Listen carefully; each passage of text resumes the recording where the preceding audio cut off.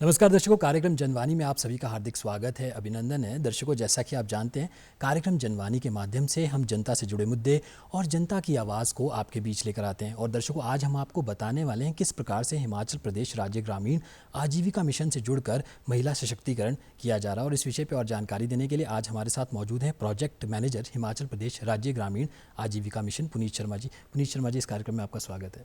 धन्यवाद सर।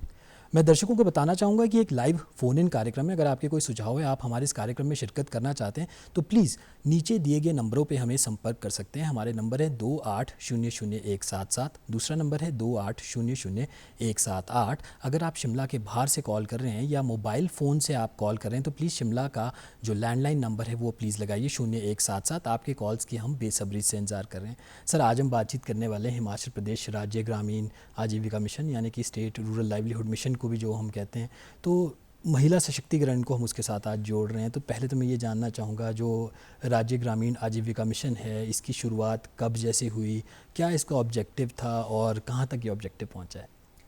सबसे पहले मेरा नमस्कार। मेरा नाम पुनीत शर्मा है और मैं बतौर कार्यक्रम प्रबंधक हिमाचल प्रदेश राज्य ग्रामीण आजीविका मिशन में कार्यरत हूँ। ग्रामीण विकास मंत्रालय भारत सरकार द्वारा ग्रामीण आजीविका मिशन की शुरुआत 2011 में की गई थी, लेकिन हिमाचल में इसको शुरुआत की गई थी इसकी 2014 में जी।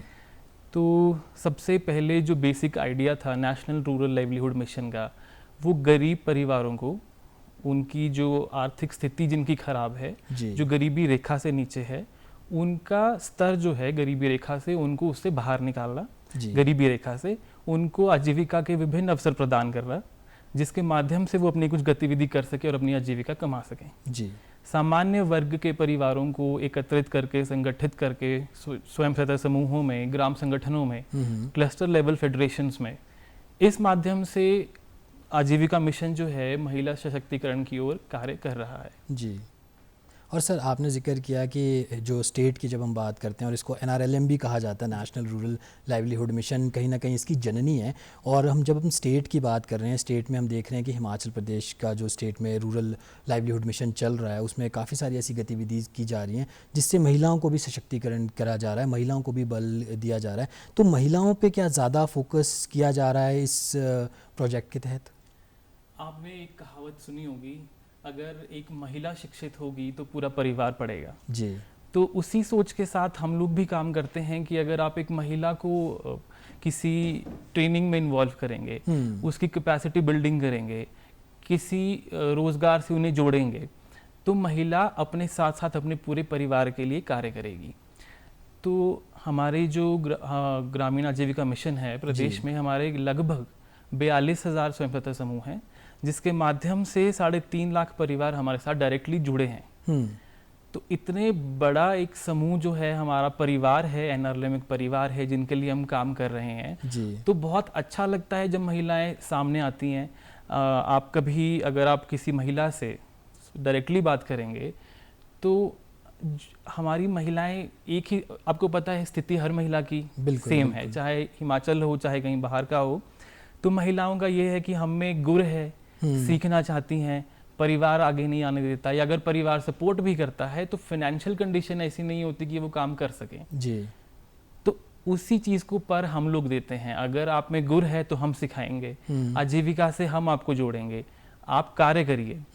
तो यही मंशा रहती है, यही सोच रहती है, और महिलाएं आगे बढ़ चढ़ के हर चीज में अपना जो भागीदारी है दर्ज करवा रही हैं जी। और हमारे यहाँ पे महिलाएं जो हैं स्टेट को रिप्रेजेंट करती हैं। हिमाचल को सरस मेले लगते हैं जैसे जी जी, तो हमारे यहाँ से महिलाएं जाती हैं, केरला भी जाती हैं, तमिलनाडु जाती हैं, झारखंड जाती हैं, गोवा जाती हैं, तो वो महिलाएं वहाँ पे एज कोऑर्डिनेटर भी काम करती हैं जी। तो ये ज़रूरत नहीं पड़ती हमें कि हम स्टेट से किसी कोऑर्डिनेटर को साथ भेजें, क्योंकि वो महिलाएं इतनी सशक्त हैं कि वो अपना ध्यान भी रख सकती हैं और स्टेट को भी रिप्रेजेंट कर रही हैं और बहुत अच्छे से कर रही हैं, और बहुत सराहना, बहुत प्रोत्साहना हमें इस चीज़ की मिलती है। एक उदाहरण मैं आपको देता हूँ जी। अभी 2 महीने पहले भारत सरकार से ऑफिशियल्स हमारे यहाँ पे आए थे, तो हमने कल्चरल इवेंट रखा महिलाओं ने भारत सरकार के ऑफिशियल्स के लिए। तो जो स्टेज पे एंकरिंग कर रही थी तो पहले तो उनको ये लगा कि ये कोई प्रोफेशनल एंकर है जी लेकिन बाद में जब महिलाओं ने उन जो स्टेज एंकरिंग कर रहे थे उन्होंने जब अपना परिचय दिया तो उन्होंने बोला कि मैं खुद स्वयं सहायता समूह की सदस्य हूँ।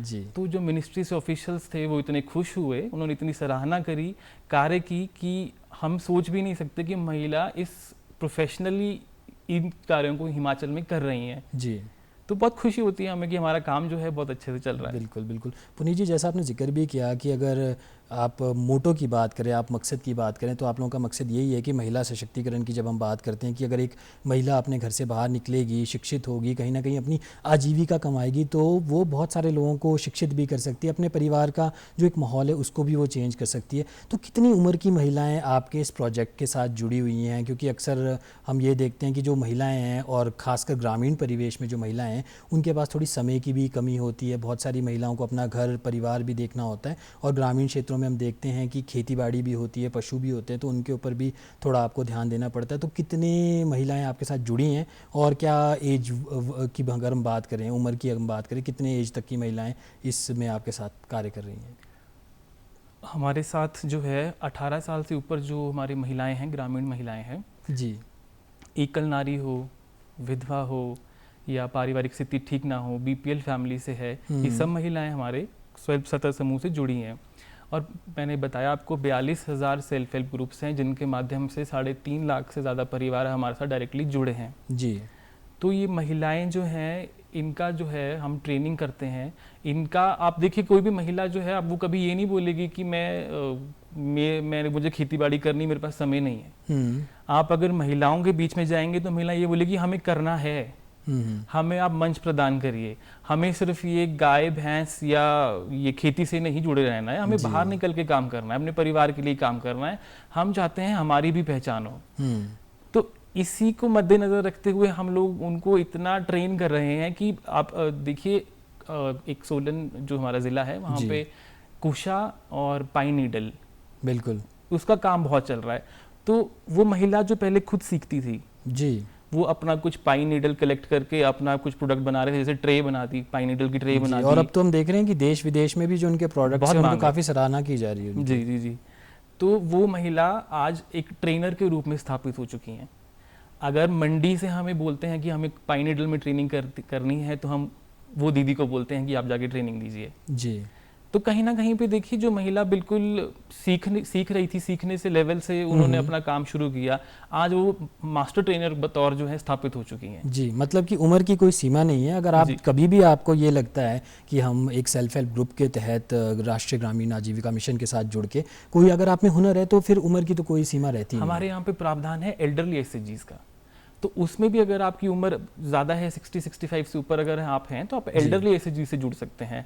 और हमारा चौपाल जो है, चौपाल में हमारे एल्डरली एसएचजीज हैं जिनका मैं आपको स्पेशल मेंशन मैं करना चाहता हूँ। उनका वो ग्रुप जो है वो हर सरस मेले में पार्टिसिपेट करता है और उनके अचार जाम चटनी की इतनी मांग है जी कि हमारा जो फूड फेस्टिवल हुआ था ब्रिज पे दिसंबर के महीने में जी अभी थोड़े दिन पहले, तो वहाँ पे उनकी लगभग 80,000 की सेल हुई थी। वो एल्डरली एसएचजीज हैं। हम बोलते हैं कि जी अब लोग बूढ़े हो गए हैं, ये नहीं कर सकते, ये सोच बहुत गलत है, ये हमारी सोच बहुत गलत है। ये तो आने वाली पीढ़ियाँ जो हैं और जो अभी की पीढ़ियाँ भी हैं, जो यंग जनरेशन हम बोलते हैं, जिसमें हम लोग भी फॉल करते हैं उस कैटेगरी में, तो उनके लिए मैं ये बताना चाहता हूँ कि वो एल्डरली एसएचजीज इतने सशक्त हैं कि आपको ज़रूरत नहीं है उनको बोलने की कि ये कुछ नहीं कर सकते। बिल्कुल 80,000 की सेल एल्डरली एसएचजीज ने की है जी। सर वो भी ये भी कहा जाता है ना कि उम्र के साथ आपको तजुर्बा भी आ जाता है, आपको जीवन के बहुत सारे से फलसफे होते हैं जो आप देखते हैं, आप बहुत कुछ सीखते भी हैं। तो उम्र की कोई सीमा नहीं है अगर आप कुछ भी कोई नया सीखना चाह रहे हैं। और ख़ासकर आप राष्ट्रीय ग्रामीण आजीविका मिशन और अगर हम स्टेट की बात करें रूरल लाइवलीहुड मिशन से अगर आप जुड़ती हैं कोई भी महिलाएं, तो कहीं ना कहीं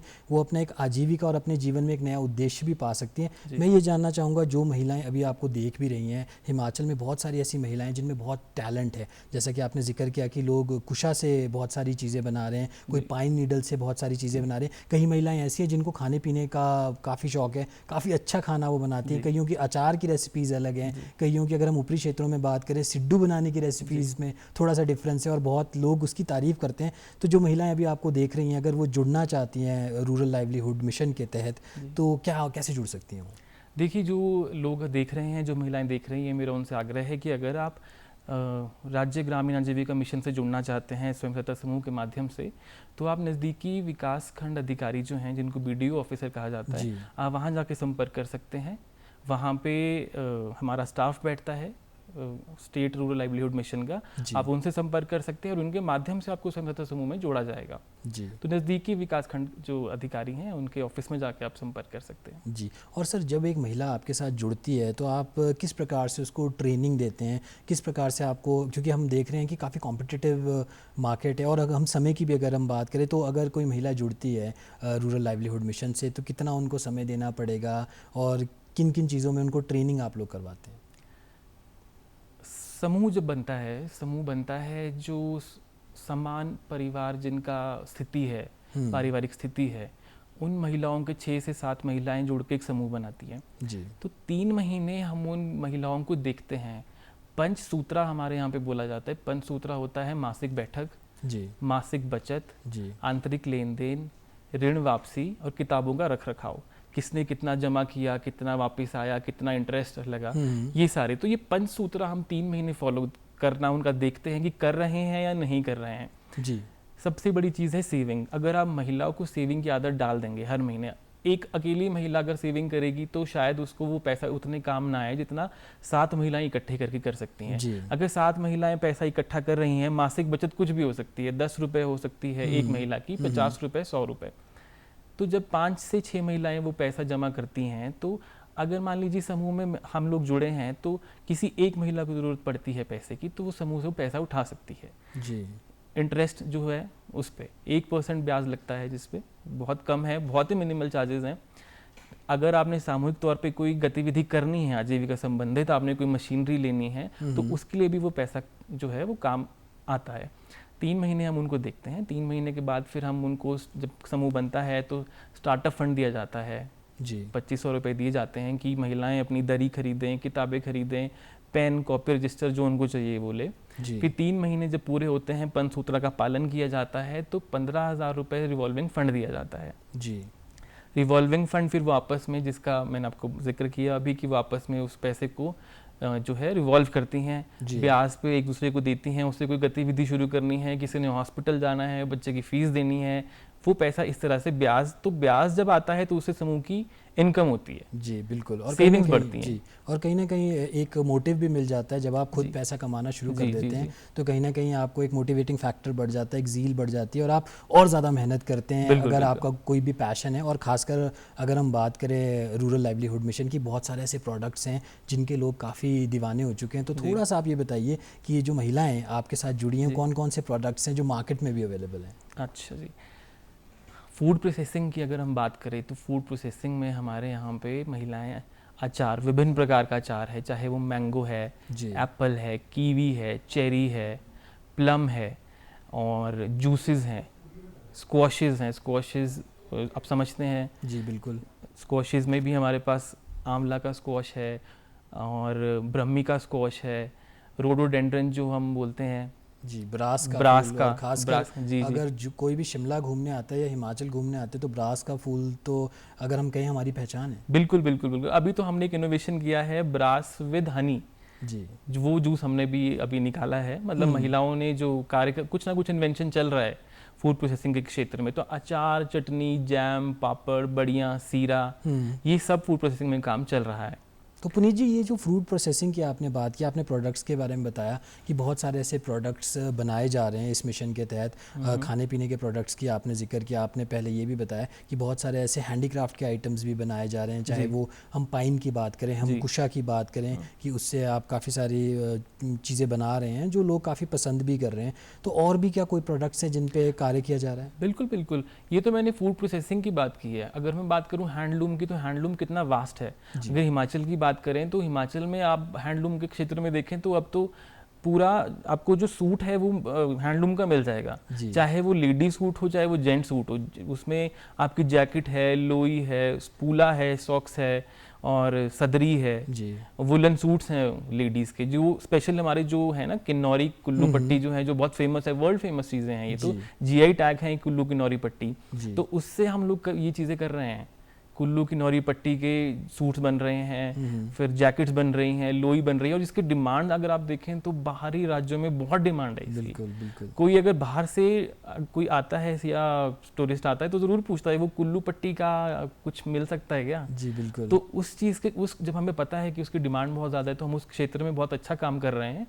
और आप प्रोडक्ट जो हैं, आप हमारी हिमीरा करके जो आउटलेट है जी, हिमीरा, हमारी स्थायी दुकानें हैं, हमारी वीकली मार्केट्स लगती हैं, तो वहाँ पे आपको सारे प्रोडक्ट जो हैं ये मिल जाएंगे। जी। अगर बात करें हम मेटल क्राफ्ट की, तो धातु शिल्प हमारे पास हैं जिसमें हम ढोल, नगाड़े, रणसिंगा, देव मूर्ति, फ्रेम, नॉन फ्रेम्ड जी विद कुल्लू पट्टी, किन्नौरी पट्टी भी हम बना रहे हैं। जी। तो ये सब काम भी चल रहे हैं हमारे यहाँ पे। सर आपने हिमीरा का भी जिक्र किया, आपने ये कहा कि बहुत सारे ऐसे प्रोडक्ट्स बनाए जा रहे हैं, आपने कपड़ों का भी जिक्र किया, आपने हैंडलूम का जिक्र किया, आपने धातुओं का जिक्र किया।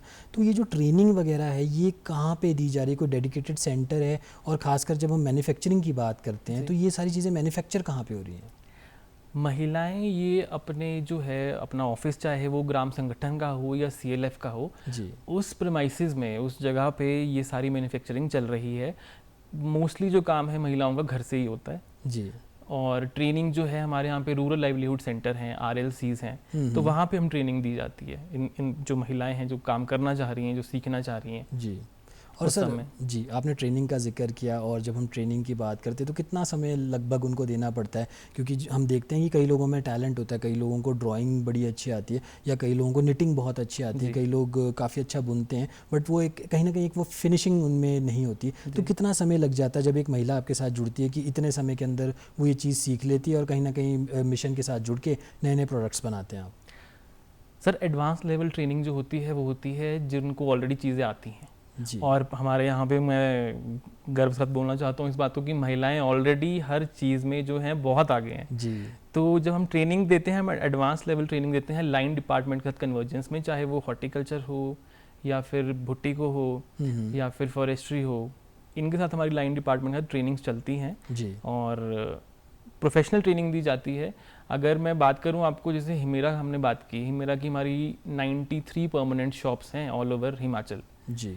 93 हिमेरा शॉप्स जो हैं वहाँ पे हमारी SAG दीदी बैठती हैं, SAG महिला बैठती हैं, जी। जो वहाँ पे पूरा मैनेज करती हैं, इन्वेंट्री मैनेज करती हैं, कितना सामान आ रहा है, किस समूह से आ रहा है, कितने में बिका, कितना प्रॉफिट हुआ। तो अभी रिसेंटली 15-20 दिन पहले अभी हमने उनको ट्रेनिंग दिया है मार्केटिंग स्किल्स पे। रिटेल मार्केटिंग कैसे की जाती है, आपको कस्टमर से कैसे बात करनी है, GST क्या है, GST ज़रूरी क्यों है, ये सारी चीज़ें जो हैं हम करते हैं। हम बैंक्स के साथ भी कन्वर्जेंस में काम करते हैं, जैसे यूको सिटी है, तो हमारा काम कन्वर्जेंस में चलता है। जी। आपने हिमीरा का जिक्र किया, आपने कहा कि बहुत सारे ऐसे सेंटर्स हैं ऑल ओवर हिमाचल।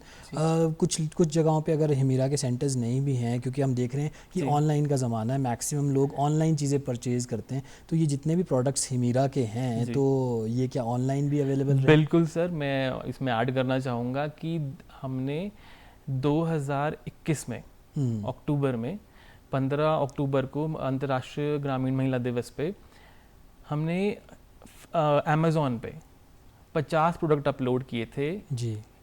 हस्त निर्मित उत्पाद हमारी स्वयं सहायता समूह के, जो आज बढ़कर 73 हो चुके हैं, और जिसमें हमारा मोस्टली हैंडलूम है, और हैंडलूम की डिमांड ही बहुत ज़्यादा है। ऑल ओवर इंडिया हमें ऑर्डर्स मिलते हैं जी हैंडलूम के। जी। तो हमारा अमेज़ॉन पे भी है, फ्लिपकार्ट के साथ भी हमारी बात चल रही है, मीशो के साथ हमारी बात चल रही है, एक हमारा हिम बाज़ार करके है, उस पे भी हमारे लगभग 13 से 15 जो है प्रोडक्ट हैं वो लिस्टेड हमने कर दिए हैं। जी जी। अभी हम नेक्स्ट हम अमेज़ॉन सहेली पे भी जा रहे हैं। तो अब बिल्कुल। हमने ये चीज़ को महसूस किया था कि अगर हम बाज़ार में उतर रहे हैं तो हमें पूरी तैयारी से उतरना पड़ेगा, बिल्कुल। चाहे वो ऑनलाइन मार्केटिंग हो या फिर हमारी जो नॉर्मल मार्केटिंग है कि हमने शॉप्स खोलनी है या हमने कोई मेले करने हैं, तो हर चीज़ का हमने बहुत अच्छे से ध्यान रखा है। तो ऑनलाइन भी आप चीज़ें हिमेरा के नाम से आप चीज़ें सर्च करके आप उनको खरीद सकते हैं। जी। पुनीत जी, आपने ऑनलाइन मार्केटिंग की बात की और आपने कहा कि कहीं ना कहीं आपने महिलाओं को इतना ट्रेन कर दिया है कि वो शॉप्स को भी खुद रन कर रही हैं, बहुत सारे प्रोडक्ट्स बना रही हैं, इन्वेंट्री भी काफ़ी अच्छे ढंग से वो कर रही है। पर बात करते हैं प्रोडक्ट प्लेसमेंट की, तो प्राइसेस, क्योंकि आप देख रहे हैं कि कॉम्पिटिटिव मार्केट है, बहुत सारे ऐसे लोग भी हैं जो काफ़ी सारी ऐसी चीज़ें बनाते हैं, तो प्रोडक्ट को आप प्लेस कैसे करते हैं, प्राइसिंग कैसे करते हैं और प्राइसिंग क्या रहती है? सर देखिए, आप अगर मार्केट में कभी जाएंगे, मार्केट से अगर आप कोई चीज़ परचेज करते हैं तो आप सिर्फ उसका ब्रांड नेम देखते हैं जी। कि जैसे डाबर आपने देख लिया, या आपने कोई अन्य जो स्थापित ब्रांड है आपने उसका प्रोडक्ट आपने खरीद लिया, आपको नहीं पता उसमें क्या है क्या नहीं है, just because it's a brand आपने ले लिया। अब हमें पता है कि हिमाचल से अगर कोई प्रोडक्ट बन रहा है, इनफैक्ट ये लोगों को पता है कि जब हम, एक मैं एग्जांपल देता हूँ, उदाहरण के तौर पर आपको बता देता हूँ कि हम गोवा गए थे सरस के लिए, तो हमारे जो अचार और जो जैम हम लेके गए थे, या एप्पल साइडर विनेगर था, तो लोगों ने उसको बिना किसी ये देख के कि इसमें कोई ब्रांड है या इसमें स्टिकर है, इसमें लेबल है, उन्होंने जस्ट ये देखा कि हिमाचल का है जी। और जब बात करते हैं हिमाचल की तो लोगों को पता है प्योर है, ऑर्गेनिक है, नेचुरल है। तो ब्रांड वैल्यू तो वैसे ही आपकी बन जाती है जब आप एक हिमाचल जैसे स्टेट से आते हैं। जी। हमारी जो महिलाएं हैं वो बहुत मिनिमल चार्जेस पे अभी फिलहाल काम कर रही हैं, बिकॉज हम उतर रहे हैं प्रॉपर मार्केटिंग जिसमें labelling, packaging, standardisation of the products, जो बहुत अच्छा होगा। तो अभी तो रेट्स मिनिमल हैं, बट फिर भी हमारी जो वैल्यू, मार्केट वैल्यू जो प्रोडक्ट की है वो बहुत अच्छी है, बिकॉज वही एक फैक्टर है कि हिमाचल का है। सर लोगों का रिस्पांस कैसा है, क्योंकि जैसा आपने जिक्र भी किया, और जब मैं अभी स्टूडियो भी आ रहा था तो मैं देख रहा था कि जो हिमेरा के प्रोडक्ट्स हैं सच में वो ऑनलाइन प्लेटफॉर्म्स पे अवेलेबल हैं और काफ़ी सारे लोग उसमें इंटरेस्ट भी दिखा रहे हैं। काफ़ी सारे लोग, क्योंकि काफ़ी यूनिक प्रोडक्ट्स हैं, हमने कभी सुना नहीं था कि पाइन को ट्रीट करके, और क्योंकि पाइन में कहीं ना कहीं एक थोड़ा सा उसकी स्मेल रहती है, पाइन से आप बहुत सारी कटोरियाँ बना सकते हैं, बहुत सारे आप फ्रूट बास्केट बना सकते हैं। तो काफ़ी सारी ऐसी नई नई चीज़ें हैं जो हम देख रहे हैं कि ऑनलाइन भी आप लोग लेकर आ रहे हैं, और उसके लिए तो हम आपको बहुत बहुत शुक्रिया करेंगे कि कहीं ना कहीं आपने हमारे कल्चर को, हमारे हिमाचल को लोगों के बीच लेकर आप गए। हम बात करेंगे सरस मेले की, तो ये जो सरस मेला है ये किस प्रकार से आपके, एक तरह से हम कहें कि मार्केटिंग के लेवल को आगे लेके जा रहा है?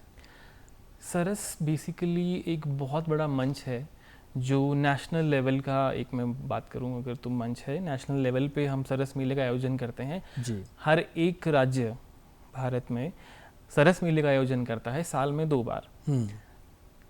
तो जब सरस मेले का आयोजन किया जाता है तो हर स्टेट से पार्टिसिपेशन होता है, वहाँ पे स्टॉल दिए जाते हैं। और एक चीज़ मैं और यहाँ पे ऐड करना चाहता हूँ, जब हिमाचल को स्टॉल देने की बारी आती है तो कम से कम 5 से 6 स्टॉल हमें मिलते हैं, क्योंकि उनको पता है कि हिमाचल से प्रोडक्ट बहुत आएंगे और वाइड वैरायटी ऑफ प्रोडक्ट जो हैं हिमाचल से आएंगे। तो हमारे यहाँ से फिर जब पार्टिसिपेशन जाती है एसएजीज़ की, या हमारे यहाँ पे जब लोग पार्टिसिपेट करते हैं तो सारे राज्यों से करते हैं। अभी हमने लास्ट ईयर जो सरस करवाए थे जी। हमने अभी लास्ट फरवरी में किया था चंडीगढ़ कलाग्राम में जी। तो वहाँ पे हमारे पास बिहार से, उत्तर प्रदेश से, राजस्थान से और झारखंड से, तमिलनाडु से, ये सभी राज्यों ने पार्टिसिपेट किया था सरस में। तो सरस एक बहुत बड़ा मंच है जहाँ पे आप ना कि सिर्फ अपना सामान बेचते हैं, बल्कि जो कल्चर भी लेके कल्चर आप एक दूसरे के साथ शेयर करते हैं। कल्चर का जो होता है ना, आदान प्रदान आप करते हैं, आप उनसे सीखते हैं, वो आपसे सीखते हैं। और महिलाएं जो हैं वो बहुत उत्साहित रहती हैं कि हम हिमाचल वालों के साथ रहेंगे। हिमाचल वाले बहुत उत्साहित रहते हैं कि पंजाब से लोग आ रहे हैं, या दिल्ली से लोग आ रहे हैं, हरियाणा से लोग आ रहे हैं। तो इस तरह से उनका जो है, जो क्रॉस कल्चरल जो एक्सचेंज होता है वो भी बहुत अच्छा लगता है जी। और पुनीत जी, लोगों का रिस्पांस की तो जब हम बात करते हैं, हम देखते हैं कि अमेज़ॉन या प्लेटफॉर्म्स पे लोगों का काफ़ी अच्छा रिस्पांस रहता है। मैं संक्षेप में आपसे जानना चाहूँगा कि जब महिलाएं इस प्रकार से आगे आ रही हैं तो उनके परिवार वालों का कैसा रिस्पॉन्स रहता है? महिलाएं, मैं ज़्यादा आपसे ऑन फैक्ट्स बात करूँगा। उदाहरण के तौर पर जो हमारे दीदी हैं जी, वो ये बोलते थे कि पहले हस्बैंड मना करते थे कि कहीं नहीं जाना है जी। अब जब वो देखते हैं कि हम कमा रहे हैं, कर रहे हैं, तो साथ आते हैं लेने और छोड़ने के लिए। बिल्कुल बिल्कुल बिल्कुल। पुनीत जी, आप हमारे इस कार्यक्रम में आए और इतना कुछ आपने बताया, और खासकर इतनी सारी चीज़ें महिला सशक्तिकरण के बारे में आपने बताई, उसके लिए बहुत बहुत शुक्रिया। धन्यवाद। तो दर्शकों, आज के कार्यक्रम में बस इतना ही। अब मुझे दीजिए इजाज़त। नमस्कार।